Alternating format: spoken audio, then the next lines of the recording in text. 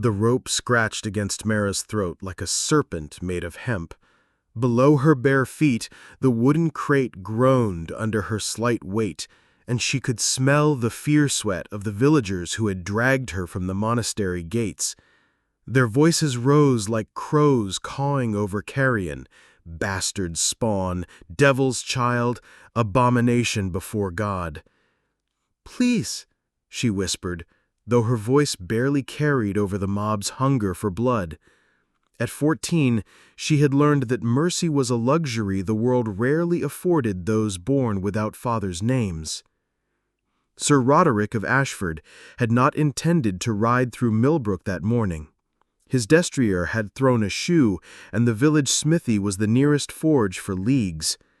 As he approached the town square, leading his limping war-horse, the crowd's bloodlust hit him like a physical blow. A child stood on the gallows. Not a woman grown, but a slip of a girl whose dark hair hung in matted tangles around hollow cheeks. Her hands were bound, the noose loose around her throat. They had not yet kicked away the crate. "What crime has this child committed?" His voice cut through the morning air like a sword through leather. The crowd turned. Father Marcus, the village priest, lowered his prayer book and squinted at the knight's mail hauberk, the red griffin emblazoned on his surcoat. "Sir Knight, this is village justice. The girl is a bastard, born of sin. Her very existence offends God and brings curse upon our harvests." "Born of sin?" Roderick's hand found his sword pommel. "Since when is birth a crime punishable by death?" A merchant stepped forward, belly straining against his woolen tunic. "She has no father's name, my lord, no family to claim her. She steals bread and sleeps in barns like some wild creature. Better to end her misery now than let her spawn more bastards." Roderick looked up at the girl again. She had not begged, had not wept. She simply stood there with quiet dignity. Her refusal to break kindled fire in his chest. "What is your name, child?" She lifted her chin, winter blue eyes meeting his. "Mara, my lord. Just Mara." "Cut her down!" The words left his mouth before his mind could catch them. The crowd rustled like leaves in storm wind. "Sir Knight," the priest began, "you do not understand. I understand justice, and I see none here. Cut her down, or I will do it myself." The merchant laughed harshly. "And what then, my lord? Will you take responsibility for this creature? Will you claim her as your ward, your daughter even, before God and King?" It was mockery, designed to make the knight retreat. No man of honor would claim a bastard child. The shame would follow him everywhere. Roderick looked up at Mara again. She was watching him with those winter sky eyes, not pleading, just waiting to see what manner of man he truly was. "Yes," he said quietly. Then louder, "I claim her as my lawful daughter, born of my blood and deserving my protection. Any who would harm her must first face my sword." The silence was complete. Even the birds seemed to hold their breath. The village blacksmith climbed the gallows with obvious reluctance, his knife making short work of the rope around Mara's throat. She climbed down with careful dignity, walked directly to Roderick, and knelt beside his destrier. "My lord father," she said simply. The words hit him like a mace blow to the chest. She had accepted his claim without question, with trust so complete it terrified him. "Rise, daughter. You need never kneel to me." Around them, the crowd dispersed in muttering clumps. Roderick could hear whispers beginning, whispers that would follow him like hungry wolves. "First, we'll find you proper clothing," he said, looking at her bare feet, the bruises on her wrists.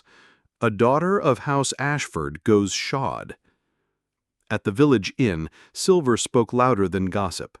Within an hour, Mara had been transformed.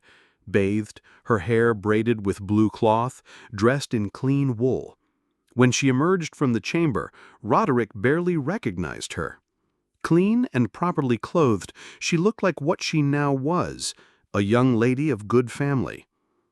"You look well, daughter," he said, rising from sharpening his sword. She curtsied awkwardly but determinedly. "Thank you, my lord father." Over simple fare of bread and cheese, he learned her story. Left at the monastery as a babe, raised by the nuns until her 14th year, then turned out to make her own way. She had sought work in Millbrook, but her bastard birth made her unwelcome everywhere. "What will this cost you?" she asked with wisdom beyond her years. "I know what men say of bastards." He had been dreading this question. "It will cost me much, my standing at court, the respect of my peers. My lands are modest. What little wealth I have will be stretched thinner now." "Then why?" "Because some things matter more than gold or standing. Honor, Mara, justice, the knowledge that I can face my God and say I chose mercy over cruelty, even if it ruins you."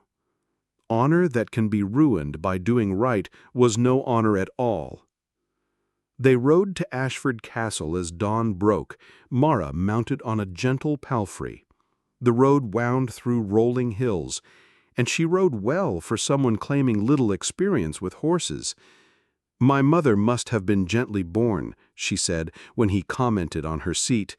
"The sisters said she spoke like a lady, though they would tell me little more." Ashford Castle came into view as they crested the final hill, a modest keep of gray stone surrounded by curtain walls, not grand, but solid and well maintained. "There it is," Roderick said with quiet pride.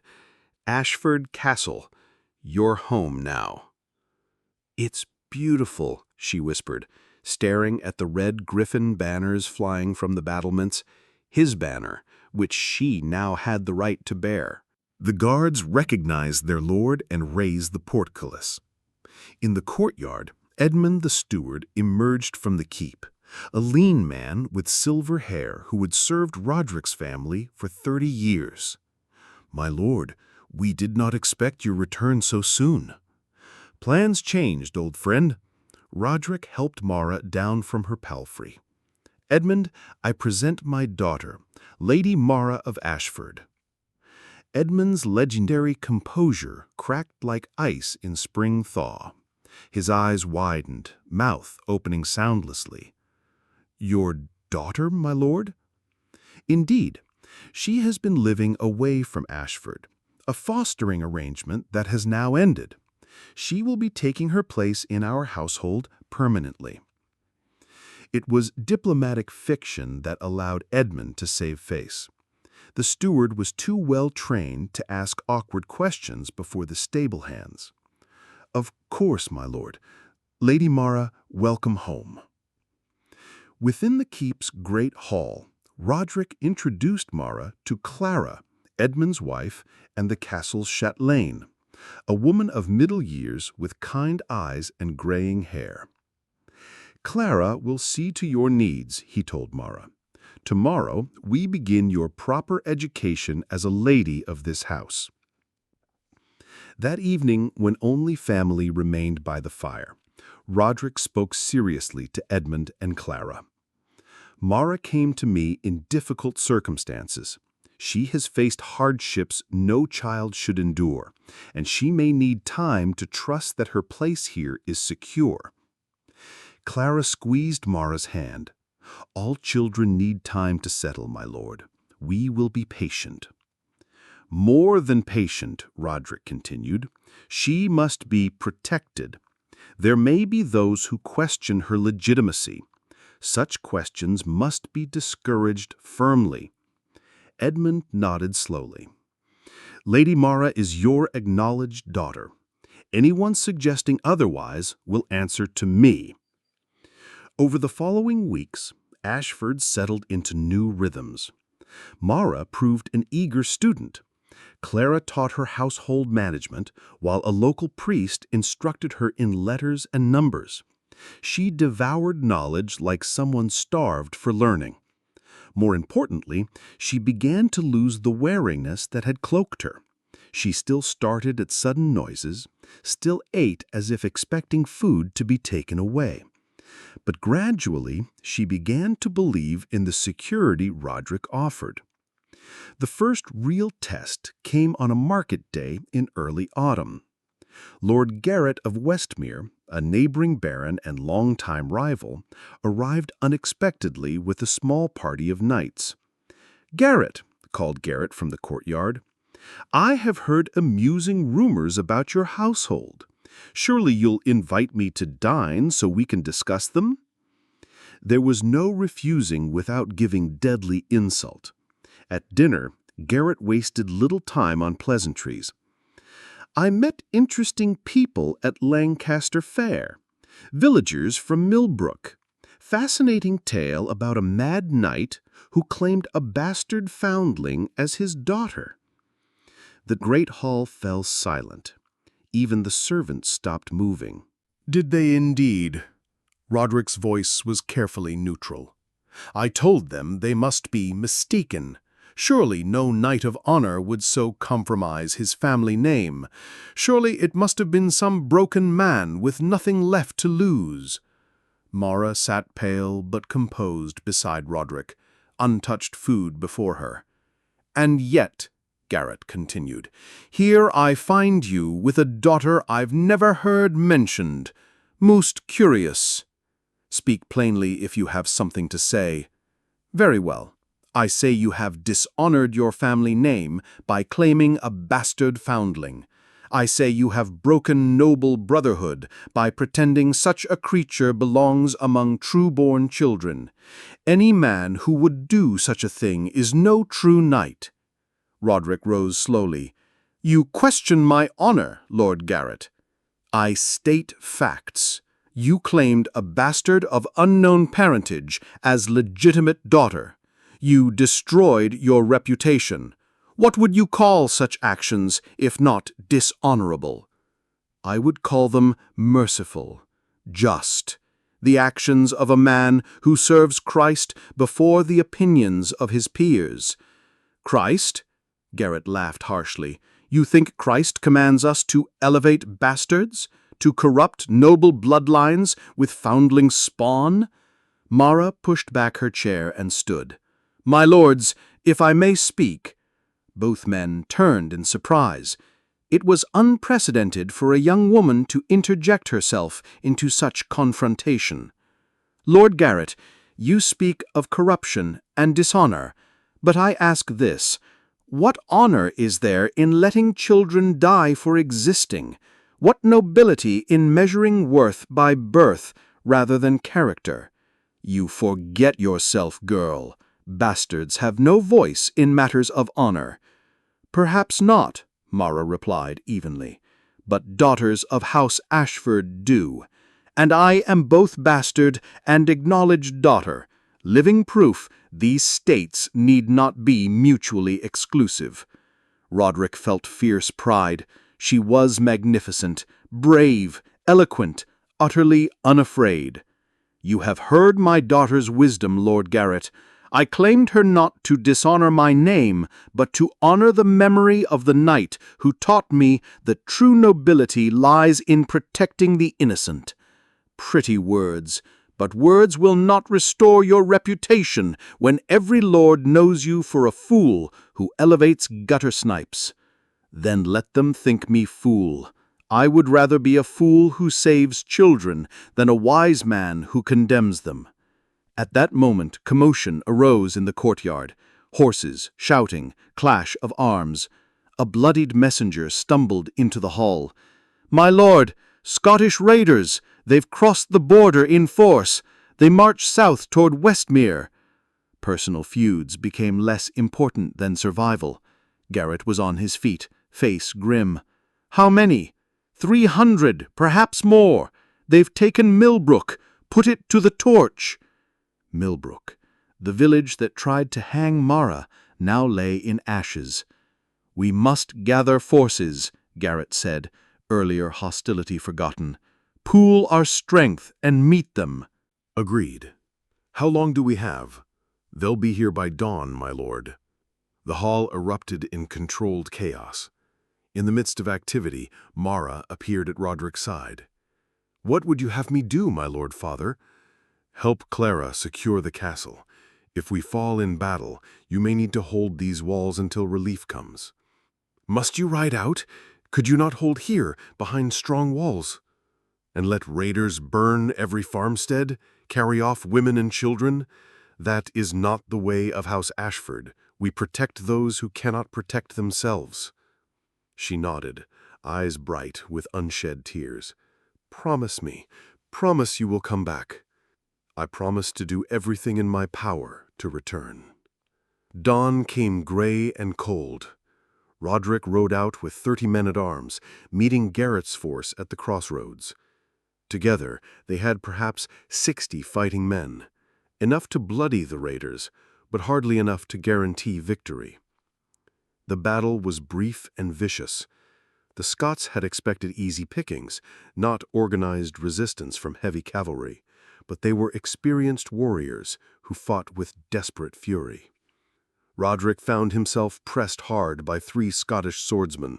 Thunder screamed and reared while Roderick's sword rang against enemy steel. One Scot slipped past his guard, a wicked sayax driving toward his ribs. Roderick twisted, the blade scraping his mail, and brought his pommel down on the man's skull.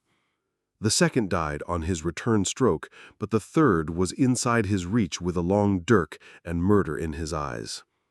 The blade went in below Roderick's ribs, sliding between mail rings like a lover's caress. Cold fire spread through his side. But training took over. Even wounded, he was dangerous. His sword swept around, opening the Scotsman from shoulder to spine. Around him, the battle was turning. The raiders, seeing their war chief dead, began fleeing northward. But Roderick swayed in his saddle, the world tilting strangely. Blood, too much blood, stained Thunder's flanks. "My lord!" His sergeant caught him as he toppled. "You're hurt!" The ride back to Ashford passed in a blur of pain and fading consciousness. Strong hands held him upright, familiar voices spoke encouragement, but darkness claimed him at the gates. When consciousness returned, he was in his own chamber, clean sheets beneath him and healing herbs scenting the air. Sunlight streamed through windows. How long had he been unconscious? "My lord," Mara's voice, soft with relief and exhaustion. "Thank God you're awake." She sat beside his bed, face pale with worry and marked by sleepless nights. Her dress was stained with blood, his blood, and her hands showed the marks of grinding herbs and mixing poultices. "How long?" 3 days. The wound was deep, and you lost much blood. Brother Thomas said to prepare for the worst." "But you didn't believe him?" A ghost of a smile crossed her features. "You promised to come back. I decided to hold you to that promise." Over the following days, as Roderick slowly regained strength, he watched Mara with new eyes. The frightened waif from the gallows was gone, replaced by a young woman of remarkable capability. She had organized the castle's defenses, tended wounded, even helped brew the medicines that saved his life. Lord Garrett returned a week later, his earlier hostility replaced by grudging respect. "Your daughter fought well in your absence," he told Roderick as they shared wine by the fire. "Organized defenses, tended wounded, even helped track raiders who slipped past our line. There's steel in that girl, whatever her birth." "Indeed there is, more than in many born to noble stations." "I spoke hastily at our last meeting," Garrett continued awkwardly. "Perhaps there are different kinds of honor, different ways of measuring worth." It was as close to apology as pride would allow, and Roderick accepted graciously. That autumn brought harvest celebrations. At the feast, Roderick stood before his people, knights and servants, nobles and peasants, all who had sworn allegiance to the Red Griffin. "This year has tested us all," he said. "We faced war and emerged victorious. We faced doubt and chose trust. We faced fear and chose courage." His eyes found Mara, sitting at the high table in blue silk, a simple silver circlet marking her status as daughter of the house. Some have learned new truths about honor and nobility. Others have had old truths confirmed, but all have shown that a house's strength lies not in bloodline purity, but in people's courage and righteousness of cause. He raised his cup high, to House Ashford, to loyalty, to honor. The hall erupted in cheers. Mara's eyes shone with tears of joy and belonging. Later, as celebration wound down, Roderick and Mara walked in the castle gardens. Autumn air was crisp, stars shining like diamonds. "Do you ever regret it?" Mara asked quietly. "Claiming me, I mean. The cost has been higher than either of us imagined." Roderick considered seriously. His reputation at court had suffered. Some lords still whispered of the mad knight of Ashford. Marriage prospects for future children would be complicated. His modest wealth had been stretched. But when he looked at her, poised, intelligent, brave, kind, he felt only pride. "Never," he said firmly. "You have brought honor to our name through your actions, not dishonored it through birth. Any man who cannot see that is a fool whose opinion matters not at all." She smiled, transforming her face to beautiful. "I love you, my Lord Father, not for saving my life, but for seeing worth in me when no one else would, for teaching me that honor is not inherited, but earned. And I love you, daughter, not because you bear my name, but because you have proven yourself worthy of it 1,000 times over." They walked in comfortable silence, listening to the night sounds, guards calling watch, horses in stables, servants finishing evening tasks. "What happens now?" Mara asked. "I am 17, nearly of marriageable age. Will you seek a husband for me?" Roderick had dreaded this question. "When the time is right, if you wish it, I will seek a man worthy of you, not for dowry or bloodline, but for character and intelligence. It may take time. Good men who can see past birth circumstances are rare, but they exist. And if no such man can be found, then you remain at Ashford, honored and welcome for all your days. A woman of your capabilities will never lack purpose, husband or no." As they turned toward the keep, a messenger's horn announced late arrival. The messenger proved to be a young monk from the monastery where Mara had been raised. "Lady Mara," he said, dismounting from his tired palfrey, "I bring news from Mother Superior Agatha. She is dying and asks for you to come quickly if you would speak with her." "Mother Agatha raised me," Mara explained. "She was stern but kind, and she knew things about my birth that she never shared." "We leave at dawn," Roderick said without hesitation. "If she has answers about your past, you deserve to hear them." The monastery of St. Brigid lay 2 days' ride through forested hills. Mother Superior Agatha lay in the infirmary, her once strong frame reduced by wasting sickness. But her eyes were sharp, fixing on Mara with something like relief.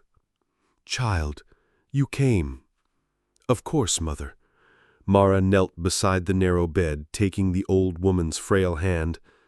"Brother Samuel said you wished to speak with me. About your birth, about secrets I should have shared long ago." Agatha's eyes moved to Roderick. "This is the knight who claimed you?" "Yes, mother. He saved my life and gave me his name." "Good. He has kind eyes. Your mother would have approved." With obvious effort, the dying nun reached beneath her pillow and withdrew a small wooden box. "Lady Catherine of Ravenshollow, that was your mother's name. She came to us in winter, great with child and fleeing something terrible. She would never say what, only that she could not go home, could never go home." Mara's hands trembled as she took the box.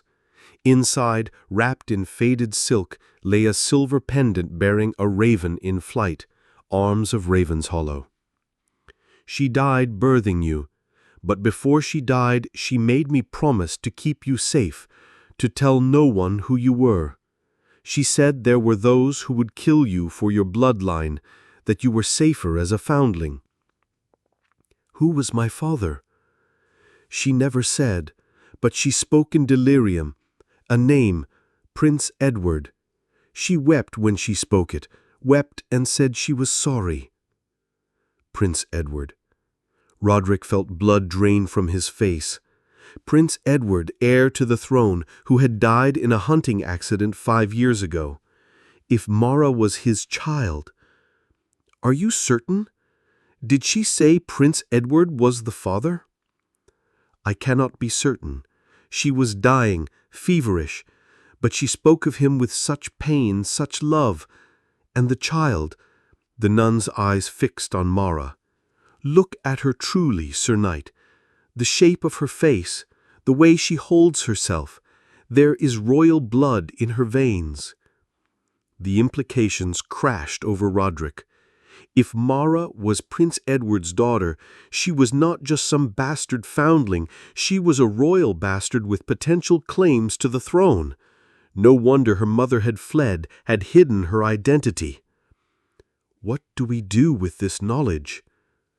"Nothing," Agatha whispered fiercely. "The same nothing I have done for 17 years. Let her live as your daughter, safe and loved. The world of courts and kings is no place for one such as her. Better to be acknowledged daughter of a good knight than bastard child of a dead prince." The old woman's breathing grew labored. "Promise me, promise you will keep her safe. Let her choose her own path, but keep her safe." "I promise," Roderick said solemnly, "on my honor as a knight." Agatha smiled peacefully. "Then I can rest easy. God's blessing on you both." She died as the sun set, slipping away quietly as a prayer. The nuns sang her soul to heaven while Mara wept, for the woman who raised her, but also for the mother she would never know. The ride back to Ashford was quiet, both lost in thought. The revelation changed everything and nothing. She was still his daughter in all ways that mattered, but now there were new dangers to consider. "Will you tell anyone?" Mara asked as they crested the hill overlooking Ashford's walls. "That depends. Do you want to pursue your claim? Seek recognition as Prince Edward's daughter?" She was quiet for a long moment. "What would that bring me? A life at court, surrounded by people who would see me as either tool or threat? Marriage to some lord wanting royal connections? A target on my back for every ambitious nobleman?" "It would bring you wealth, lands, titles, the respect that comes with royal blood." "And would it bring me happiness?" "I cannot say. Court life has its pleasures, but also its perils. You would have power, but also be bound by expectations that might chafe." "Then I choose to remain Mara of Ashford," she said firmly. I choose the father who claimed me over the one who never knew I existed. I choose simple life over complicated. I choose love over power." Roderick felt pride so strong it nearly overwhelmed him. "Are you certain? This knowledge, once buried, may never resurface." "I am certain. The only crown I want is the one I earn through my own actions. The only throne I desire is the place I have made in your heart and household." They locked the silver pendant and its secret away in Roderick's strongbox, along with other family treasures. It would remain there, shared only between them, unless circumstances forced revelation. Winter came early, blanketing Ashford in snow, but within the castle walls there was warmth and contentment. Mara continued her education, learning not just noblewoman's skills, but also leadership and governance. Roderick included her in household meetings, teaching her to manage accounts, settle disputes, make the 1,000 decisions that kept a domain running. She proved to have a natural gift for justice, listening carefully to all sides, asking pointed questions that revealed hidden truths, and finding solutions that satisfied honor while serving practical needs. The castle folk began bringing problems to her as often to their lord. "She has the gift," Edmund observed one evening, as they watched Mara mediate a dispute between tenant farmers. "Natural authority, tempered with compassion. She'll make a fine lady of the manor when you're gone, my lord." The thought of legacy had been much on Roderick's mind. He had no legitimate children, save Mara, and while he might yet marry and father sons, there was no guarantee. English law was clear. Bastards, even acknowledged ones, could not inherit noble titles or lands. But there were ways around such limitations if one was clever and had the right connections. A carefully worded will, witnessed by proper authorities, could ensure Mara received some portion of his wealth. And if he could arrange the right marriage for her. Such thoughts occupied him through long winter nights, even as he delighted in watching Mara grow into her role as his daughter and heir in all but law. When spring finally broke winter's grip, Ashford Castle emerged into warmth and light like a butterfly from its chrysalis.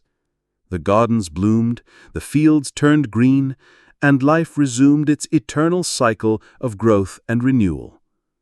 One morning, as Mara worked in the herb garden Clara had taught her to tend, Roderick found her kneeling among the mint and lavender, her hands dark with good earth. "Happy?" he asked, settling on a stone bench nearby. She looked up, face bright with simple contentment. "More than I ever thought possible. I have a home, a family, work that matters. What more could anyone want?" "Some would want more.